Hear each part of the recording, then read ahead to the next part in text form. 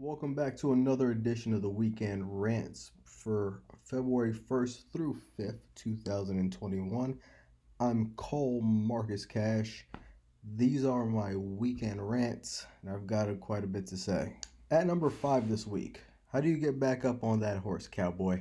This week on NXT, we have my first time seeing Kurt Stallion show up. I know he's on 205 Live, and I guess he's earned the right to be called the number one contender to the American version of the Cruiserweight title, but I don't watch 205 Live anymore.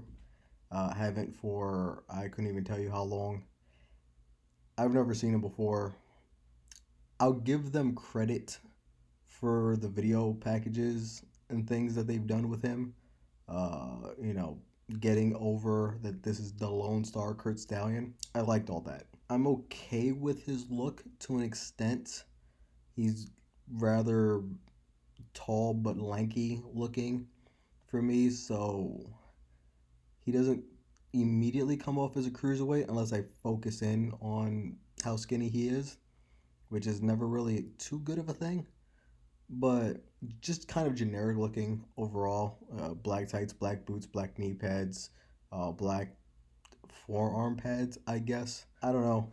I don't know what they have there. I know I didn't get a real opportunity at seeing what it is that he has in terms of potential or talent or anything because they jobbed the hell out of him. Santo Escobar was as dominating of a champion as you can possibly have in this match.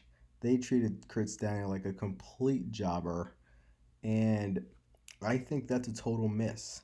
Granted, again, I don't know if Kurt Stallion's not terrible altogether, but they did book him as a number one contender. They did take time to do promo packages with him. My assumption is that they want to try to get him over and at least do something with him. Or at least that's the thought process at the moment. And this was not the way to go about it. This should have been somewhat competitive to an extent. Or if not, then don't have Kurt Stallion or some guy, be the number one contender and come get this opportunity. Like, you could have had one of the Singh brothers win a match with a roll-up or something, and then he's here. Or Drake Maverick or whatever. He's on NXT for some reason anyway already. Just have him over on 205 Live, and there was a match for some reason, and he rolled up whoever. Doesn't matter who it was. And then now he has an opportunity, and because Drake Maverick's 4 feet tall, he gets absolutely destroyed by Santos Escobar. Right? That makes a lot more sense. You're not wasting anybody because you're not doing anything with Drake Maverick anyway, luckily. The most you're giving him is this weird tag team with Killian Dane. And let's be honest, Killian Dane is obviously the only part of that tag team that matters and what you're trying to get over, because you're trying to get Killian Dane a personality with that tag team of him and Drake Maverick. This is not a vehicle to push Drake Maverick, right? So someone like a Drake Maverick here makes a lot more sense to get destroyed. Meanwhile, though, you have Kurt Stallion that you've done a complete disservice to, because, he's at the very least he's going to go back to 205 Live like immediately. But at some point, he's probably going to come back to NXT. And why should I care? My first and only time seeing this guy, he was victimized by Santos Escobar. So I don't have a lot of stock or faith in him. Granted, I know there's 50-50 booking, so he'll get a win at some point, probably over Santos Escobar. I'd imagine non-title, probably even as soon as next week. But at number 4, Casey Kent and Zero and overcautious Caden Carter. The match itself was not terrible. I want to preface that because I don't want to bury this whole match. Dakota Kai is very talented. She tells a good story in the ring. Raquel Gonzalez, granted they took the extremely long road here, but they've properly built her up to be a monster. Not the most fluid in the ring, but definitely serviceable, definitely someone that you could put on the main roster sooner rather than later, right? A heck of a lot better than Tamina, for example, right? She seems a lot safer than Nia Jax, you know what I mean? So, bright future for her. And making her monster heel like, and kind of like minimally selling things and then having this just destructive power bomb, I guess we want to call it, as a finish. All very well done. However, everybody needs an opponent. And unfortunately, this week, Dakota and Raquel had Casey and Kaden, Team K, right? Which is ironic because Dakota Kai was Team Kick, but I don't know. Maybe I'm reaching here. Team K is bad. They're really, really bad. Um, Casey Katzen Zero is very athletic, like wildly athletic. It's preposterous. That's the word. Preposterously athletic, right? She can do a lot of really cool looking things. The problem is she doesn't really do any of them well. Um, her Phoenix splat that didn't go well the first time, the previous week, didn't go well again this week. Um, I can appreciate that she's facing the opposite direction on her finisher, and she's still flipping or somersaulting or twirling or whatever the proper word is, but I can appreciate all that. Her doing that effectively and at least thus far not seriously hurting anybody on the way down from it. But then she's also like completely landing on her feet before anything else. Like she's not landing on her opponent at all with the move anyway. She's landing on her feet and then kind of like sitting, like falling back and sitting on her opponent, which then the momentum and gravity of doing that causes her to land her elbows, shoulders, back of the head on the mat. This move feels more impactful to her own heels of her feet and neck area than it does to her opponent. It's a bad finish. It looks really nice, but it's very create a top rope finishing move from a video game. It's glitchy and it's not done well. It's not impactful, and it's really really bad. So luckily, that didn't get them another win because it shouldn't have got them the win the first time. But it doesn't really get sold here all too much, right? There's a kick out because Dakota Kai was kind of late on the breaking up of the pin. But then Dakota, but then Raquel Gonzalez is just fine enough to hit her one arm power bomb thing and pick up the win because this move doesn't really hurt because it's not really doing anything to the opponent. It's a bad finish. They Casey and Kaden need to be training more as a tag team in the performance center, like not on camera, just like one of these practice rings or something, and work on their teamwork, work more on fundamentals and feet work and then ring work and then selling and then making things look kind of impactful, because they don't have any of it. They have like just it's just all potential, like A plus potential, and then like F grade everything else, right? Kaden Carter, just to make sure she doesn't go unscathed here, she does not have that Casey Cat and Zero athleticism. She's not like unathletic, I'll say, right? But nowhere near Casey. But she's like super cautious, like glaringly, obviously cautious, but also now making it extra fake looking. Like I know it's scripted, right? I'm willing to suspend disbelief in watching this. Like, I agree to that when I turn the channel on, but you make it look exponentially worse with everything that you do.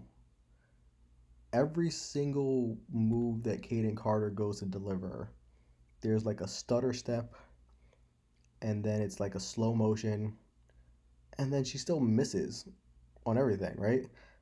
Like, I get not unless something goes wrong, right? Not really anything connects with your opponent in terms of striking or anything else, but it's like not even close either with Kaden Carter and whoever she's trying to hit. Her moves just look all like extra careful, and you know, kudos. You don't want to hurt people. I love that.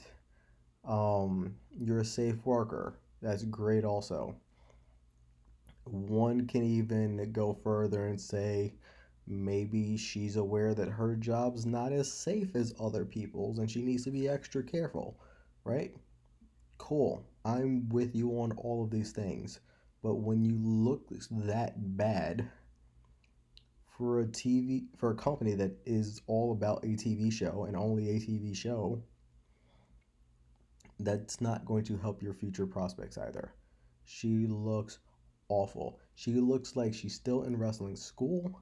She looks like it's still the beginning of I don't know what's even called it. If you're in wrestling school, please comment down below. But I want to say the beginning of her first semester of wrestling school, or whatever the appropriate wording for that would be. But she doesn't look like she has any business whatsoever being on television, having matches with main roster quality talent like Dakota Kai and soon Raquel Gonzalez.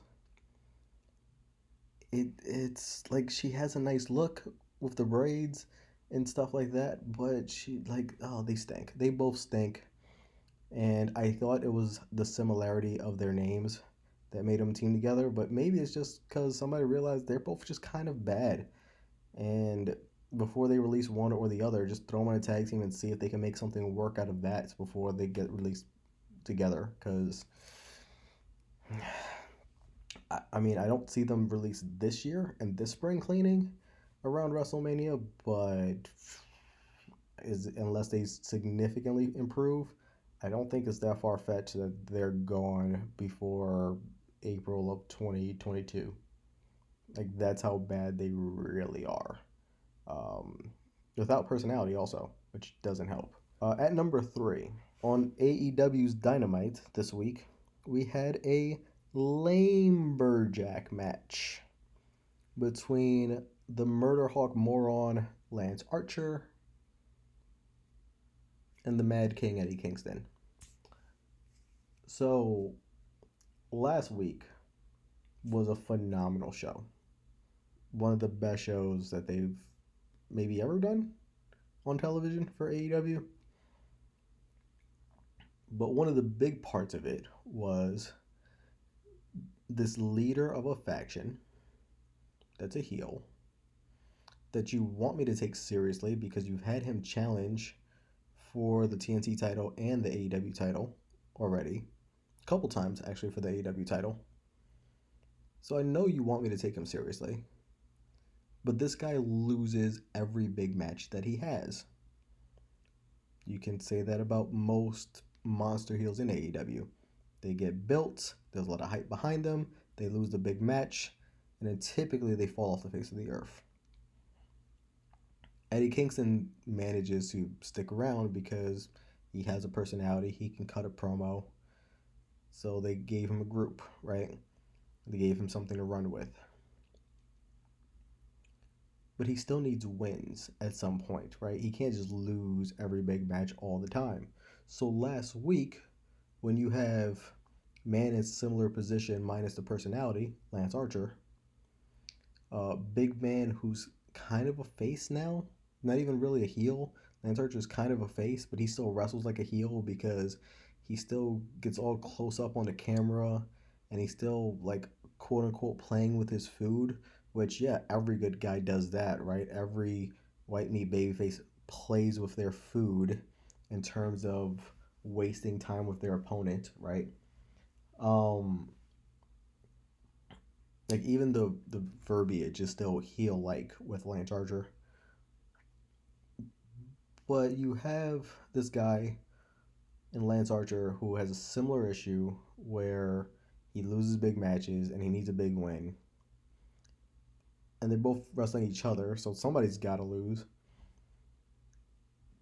But Lance Archer can afford to eat more losses more regularly than Eddie Kingston does because Lance Archer is still 12 feet tall or whatever his height is, right? He's a big guy.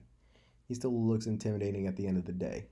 And you can just use the whole, oh, he's a musclehead excuse, right? That he, you know, he's all muscle, but he doesn't have the uh, he's not tactician enough to execute a proper game plan and come up with a win and whatever. He gets outsmarted, right? Eddie Kingston, though, no disrespect, if he's listening, I doubt it, but just in case, Eddie Kingston looks like a mess, right? He looks like your ever drunk, chubby great uncle. Uh, he wrestles old man style and completely out of breath, like style of wrestling. Like Eddie Kingston doesn't look like a wrestler. He just looks like a guy who fights, right? Which is part of his charm and his appeal. It's like how real Eddie Kingston feels, because Eddie Kingston makes me feel like I could do this. I know I can't, but I go, okay, I want to root for this guy. This is the everyday guy, right? Not like a Dusty Rhodes everyday, like this guy, especially for New York, right? Just grungy, gritty, not an athlete in terms of like appearance, right? Just entertaining, right? Like, okay, relatable, I think is the long way around word that I'm trying to find. So Eddie Kingston picks up that win last week against Lance Archer. Big deal. This guy who's leading a faction, by the way, which is the other difference between him and Lance Archer. Eddie Kingston leading a faction and now has a win, a big time win under his belt. All is right with the world. What's going to come next? I assume neither one of these men were going to have a match for a couple of weeks and then they go off and do whatever they're going to do, right? No. Because apparently, this is the reason, because TNT had somewhat of an outage at the beginning of their show last week, and part of that Kingston Archer match was interrupted or didn't come through. They decide to run it back. They decide to have a rematch, and then they're going to make this one a lumberjack match. So many issues here. Number one, they don't need to be fighting again. Number two, they don't need to be fighting so quickly right away. Number three, you could have just aired a replay of that match from last week, which would have solved, A, that would have solved your problem right off the top, but B, also make it seem like Kingston got another win, even though he didn't, right? Just make that even more fresh in the minds. But then number four, this is not a large collection of lumberjacks, right? The ring wasn't surrounded. There were more people around the ring at the start of the tag team battle royal later on in the night than there were for this lumberjack match.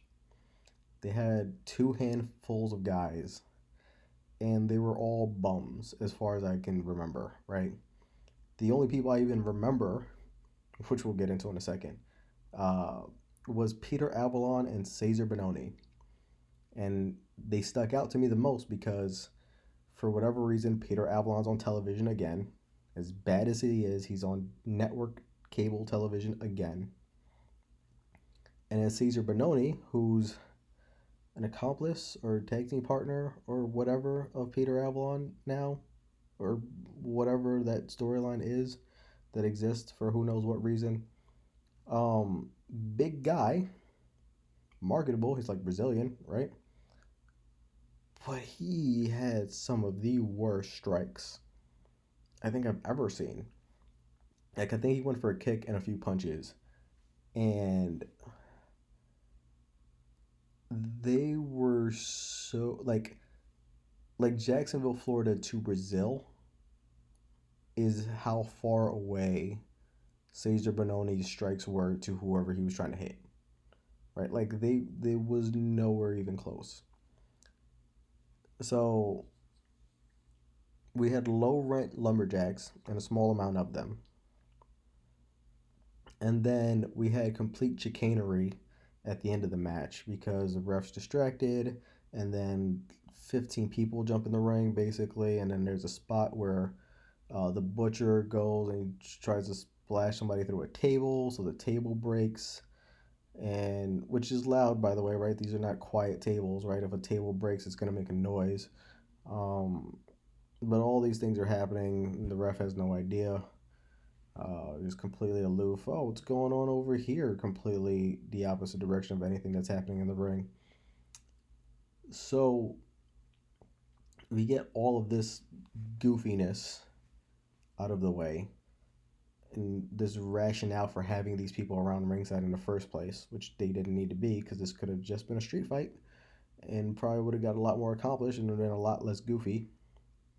But then also, instead of doubling down and giving Eddie Kingston another win, because he still needs them, he still can't really afford major losses. Instead of giving Eddie Kingston another win, maybe even with Jake Roberts turning on Lance Archer because now Lance Archer feels like being a good guy, or the opposite, Jake Roberts ends up helping Lance Archer pick up a win through cheating means, right? An unfair advantage somehow. Instead of doing that, we give Lance Archer a clean win over Eddie Kingston. Now, later on in the show, apparently that's so Lance Archer feels like a bigger deal when he comes out toward the main events, and he deals with Pac and now Moxley and now Omega and like whatever that other deal is. Um, but like that's not necessary. Lance Archer could have lost this match where you would have given Eddie Kingston a second big win, and then you could have at some point in the back showed Lance Archer being all ticked off, storming around the locker room, throwing somebody through a ceiling again, and just like highlight that he's very upset and volatile. And then he just shows up at the end of the show just like he did anyway. You didn't need to re-bury Eddie Kingston. And I'm being dramatic when I say bury. I know he only lost another match after winning a match. He's not buried. But you didn't need to have Eddie Kingston lose another match that he can't afford to continue losing as a justification for something that A, didn't need to happen, and B, you could have found any other excuse for. There was no need for this. This was bad all the way around. And for a fairly decent episode of Dynamite, this might have been the lowest part of it, which is weird because it had one of my 5 favorite acts from the company in general. So very conflicted, but it's going to get the number 3 spot. At number 2, we have Parenting in the Year 2021. Parenting and wrestling. Anyway, this in particular in regards to the Mysterio family. Yuck. I have not been a fan of any parts of this since day 0. I think Dominic, that he wanted to be a wrestler, fantastic. The fact that he looks nothing like Rey Mysterio, especially build-wise, hilarious. But he should have gone A, to a performance center, and then B, to NXT before popping up on the main roster. But because Rey Mysterio is 97 years old, we don't have that kind of time, so we need to put Dominic on main television. Ugh, I'll deal with that, right? His match against Seth Rollins way back when, way better than it had any business being.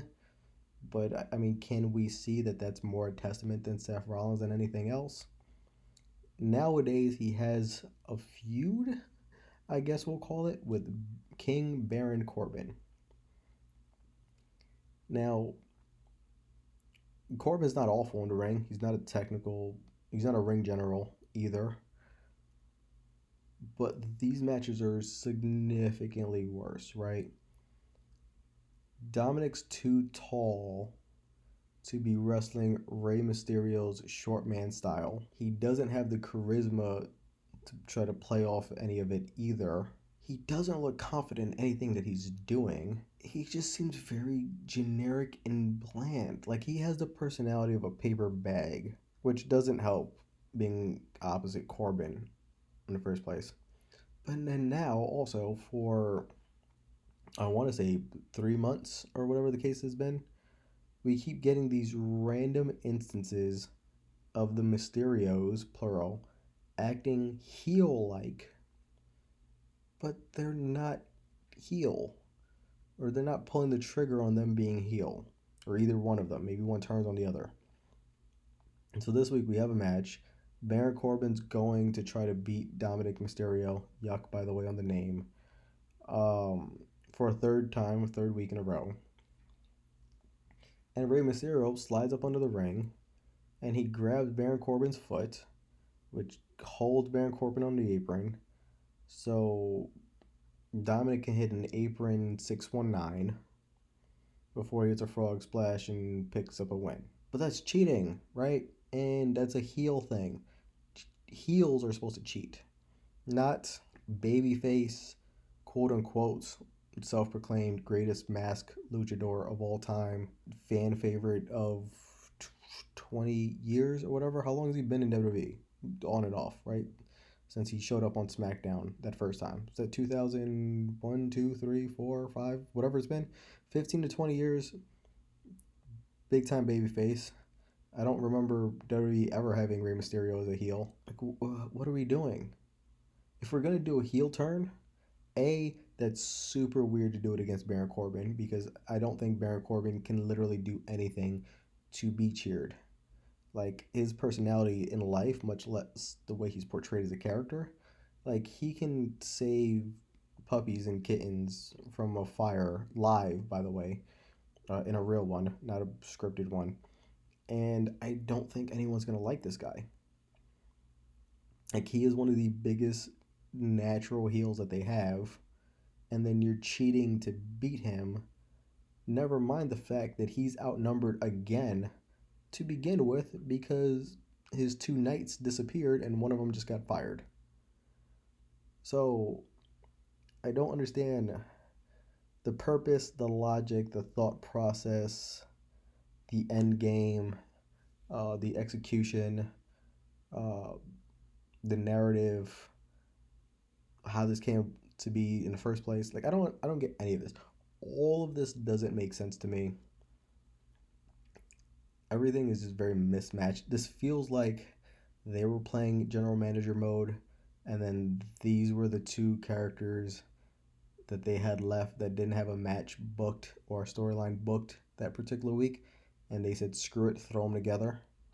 Like, that's what this feels like. I'm hoping it leads to something worthwhile, and it might, but considering the parties involved, the execution is going to be absolutely terrible. And considering SmackDown has been the least nauseating show out of the three as of late, this is going to be a terrible, sad waste of a time on a storyline. Before I get into number one, I do want to make an honorable mention to January 31st's music performance. The Bad Bunny. He was singing a song called Booker T, about Booker T, or influenced by Booker T, or a tribute to Booker T. I don't know what that was about. But he made a song called Booker T, And because Booker T's there, because he does the kickoff stuff for the pay-per-views, they had Bad Bunny sing this Booker T song randomly at a point during one of their big four pay-per-views, which is highly unnecessary in my opinion. Like, you can do that to kill time on TLC or Unforgiven or Night of Champions or insert generic random pay-per-view here, right? They have like 13 to 15 of them a year. You don't need to do this. This grinds my gears when this is done at WrestleMania. They don't need to do this at SummerSlam. They don't need to do this at Royal Rumble. They don't need to do this at Survivor Series. They don't even need to do this at Money in the Bank. This is not needed. But they have this music performance, and then there's no real payoff to it. Like, this should have been a performance, and then you find out Booker T is number one in the Royal Rumble, right? Like, I get the whole Edge and Randy Orton storyline and drama, and you want to build that suspense, so we need to announce number one, number two in the Rumble, before the actual show. You could have did Booker T, Edge, Orton in at 3 by happenstance, and whatever. Like, let the performance mean something. When these people that are wrestling fans, or even the ones that just do it for the money, when they come on to these programs and they're singing a song and have any sort of interaction with a wrestler, there should be a payoff. It should lead to something. It should matter. It should make sense. But you bring in Bad Bunny to sing a song called Booker T, and the payoff is later in another segment where The Miz and John Morrison try to interact with him. And then that segment still has Booker T. So then Bad Bunny and Miz and Morrison mix it up during the Royal Rumble of all times. And Damian Priest is involved. Until now, Damian Priest and Bad Bunny are friends because we finally decided to acknowledge that Damian Priest is Puerto Rican on WWE television. It's the first time they've done that. And I'm guessing we're going to use Miz and Morrison's personality to try to get Damian Priest over, but also get eyes on Damian Priest because Bad Bunny's on television. Which means none of this needed Booker T in the first place, and it was just a happenstance or coincidence that he made a song called Booker T, and he just happened to be around at the moment. Like, I don't like celebrities wrestling, so I'm not excited about the news of him having a WrestleMania match.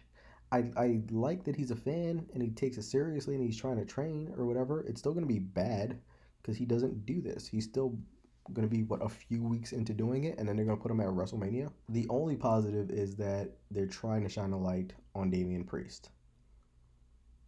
And The Miz, I guess, would normally be a good person to help do that with. Except The Miz still has the Money in the Bank briefcase.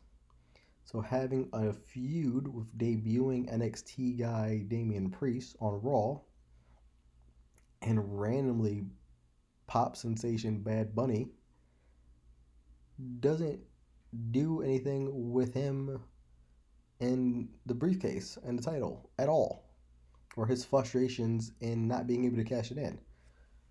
So it's just so much spinning of wheels and randomness and not making sense for no apparent reason without any real direction. It's just feels like they got to call Bad Bunny's representative, said he wanted to do something, and they said, great, we'll figure it out and we'll call you back in an hour. And then this is what we got. So, I don't know. I know a lot of people loved it. Most people hate it because they didn't understand what he was saying. A lot of people loved it because, it's, he has the most streams on Spotify at the moment right now for the past year. And that's great. I don't care. It has nothing to do with this show or the person he was singing about who was there. And that's not even mentioning the fact that Booker T did nothing during that performance except stand there like a statue before he hollered at the end. It was just kind of pointless. But at number one, and even more pointless and more stupid and less thought out, I think, or I hope anyway, is the WWE Women's Tag Team Division and its booking, which has now officially gone into 24/7 championship territory. It's become a complete joke, which is hurtful as a fan to say, because the champions at the moment are, well, one of them is Shayna Baszler, the other one's Nia Jax, whatever. The previous champions were Asuka and Charlotte Flair, who won it from Shayna Baszler and Nia Jax, whatever. One of my favorite women's acts and one of my favorite tag team acts were the Iconics, and they've held those titles. Sasha Banks has held those titles. So, the women's tag team championship could mean something. You can argue should mean something or not, I guess. Personally, I don't think they have enough women tag teams to have a tag team title for, but that's besides the point, especially when they keep breaking them up. But not having enough women's tag teams to justify the title has never been clearer than this random number one contendership match that we get of former champions Asuka and Charlotte, who are one of those rare exceptions where they don't just for the hell of it get a rematch to their championship, even though they've been doing that since 45 seconds after they said they were never doing that anymore. And then you have them two in a match against Dana Brooke and Mandy Rose, who they just have lost all credibility, really, right? Like they always lose, right? They'll win a random match, but generally speaking, their job there is to be beat, right? Look good, flex, and lose. But then we get, because they both happen to return at the Royal Rumble, and they both have athletic, flexible, dancer-like background, we have Lana and Naomi, who decided that they both want to come back at the Royal Rumble, and now they're a tag team. That's it. That's the explanation. They tried to sell us on the fact that Lana once challenged Naomi for the SmackDown Women's Championship, and ever since then there was a great respect, and so they became friends, and now they're tag team partners. No, boo, stop. I'm not buying it. Lana is horrific in the ring. She always has been. She was again tonight. You're not getting the respect of the champion Naomi, right? I don't think Naomi's fantastic in the ring. She's insanely athletic, yes. But she went to, or maybe leads, the Caden Carter School of Wrestling, where she's very, like, bad at her offense. Like her, that jumping kick thing that she does, where she's like scissor kicking, where she's just doing gymnastics, right? She's like kick, kick, kick, kick, kick, kick, kick, kick, kick. Just one foot in the air, one foot on the ground, one foot in the air, one foot on the ground. Nothing's ever really hitting the opponent. She's just kind of working out on her own randomly, with an opponent there as, I guess, a measure. I don't know. They've never really given her a decent finisher. They let her do that submission thing for a while, which was cool. But taking this large, super soft, supple behind and hitting your opponent in the chest with it and knocks them out for a 3. No, stop it. Knock it off. She's athletic. She has a personality. She can dance. She's willing to dress up in neon, but she's not really a good wrestler. But she looks like Shawn Michaels and Ric Flair, combined. When you put her next to Lana, like, Lana stinks. I just there's no nice way to put it, and I'm trying, but there's not. Lana's a valet, and in a company that has no use or respect for valets or managers, even though sporadically they'll try to bring another one up and just have them around, they don't care about them. So eventually they always try to put them in the ring, and it's always bad every time. I don't know who's trained Lana, because it doesn't look like Lana's been trained. She just looks like she's been around and picked things up, I guess, if you want to call it that. But she stinks. And her personality's not overwhelming to the point that you can excuse or forgive or overlook her complete inability in a wrestling ring. She's not that charismatic. So we have these two people randomly together. Neither one of them great. Neither one of them with any reason to be teaming up with the other. And then they pick up the win. Like, why?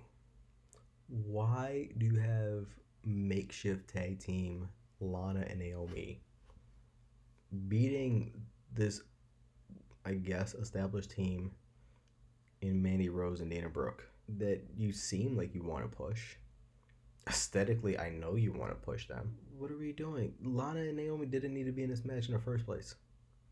They don't really have any business in the division, and let's be honest, they're gonna get jobbed out, and sooner than later, I can't tell you how soon, they're gonna disappear from television again.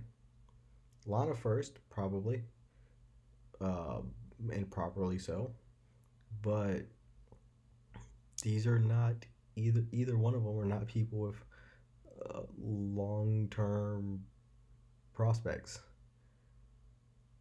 So it's foolhardy to give them such a big win.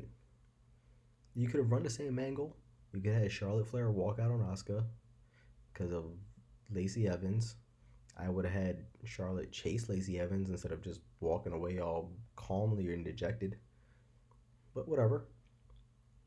Asuka, she used to be able to beat a couple of opponents on her own anyway.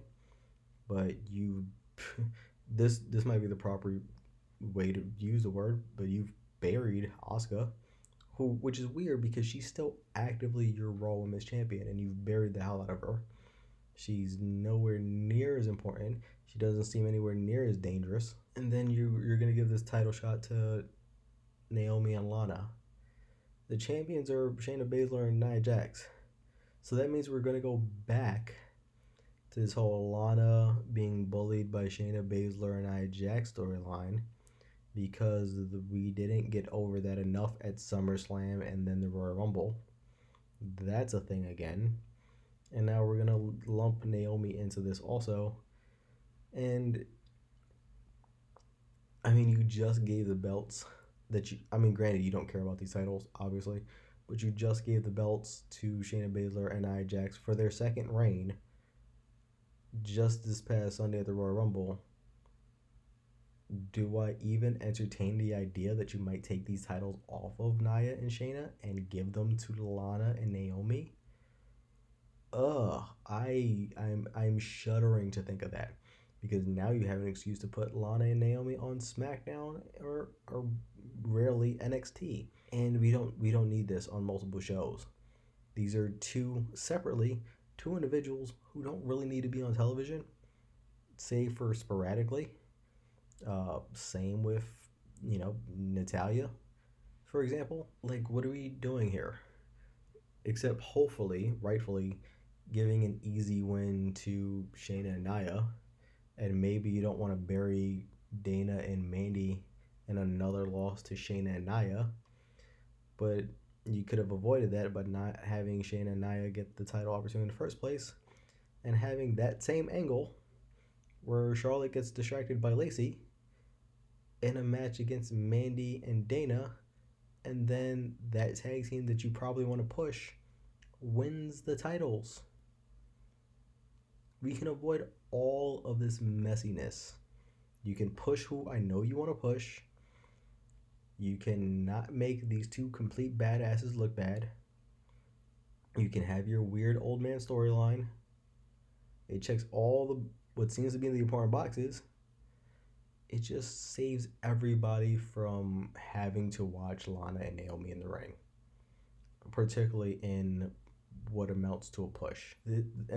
There was nothing worse on television this week than seeing the potential of a title reign on two not worthy champions, or the fact that that's not the plan, and this is just an excuse to go back to a storyline that we should have ended in November.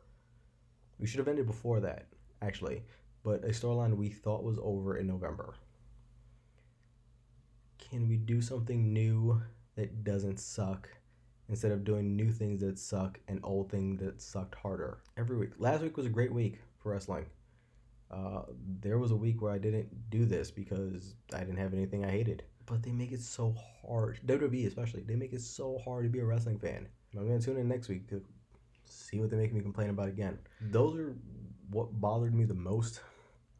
And judging by the fact that none of those things are really one-offs, I'm guessing those are the things that are going to bother me continuously, if not, for the ever foreseeable future. Like this Lana Naomi thing, right? They're no more contenders now, so that's going to be at least a few weeks. Corbin and Mysterio haven't really had a payoff yet, so we're going to keep dealing with that. Technically, Lance Archer and Eddie Kingston are 1-1, so there's at least going to be a payoff match, I would imagine. Casey Catanzaro and Kaden Carter probably aren't disappearing off of television, so they're going to look bad again on television, next week or the week after. And then you got Santos Escobar, who he's going to have something to do with Karrion Kross now, but Karrion Kross is going to give him time and wait, so that's not going to come up immediately, which means that door is kind of open for Kurt Stallion to come back with a point to prove, I guess. I don't know. Maybe the way he got his ass kicked really chaps his ass, but I don't have another Texas pun besides that, so we're going to call it an episode here. I'm Cole Marcus Cash. I welcome your thoughts and opinions and whatever you hated down below in the comment section, not specifically in my DMs, although I do appreciate that. Make use of the comment section. That does help me out. Give the channel a like, or give the channel a follow. Give the video a like. Check out some other videos on the page. Follow me on the Instagrams. These have been my weekend rants. I'll catch you guys next week.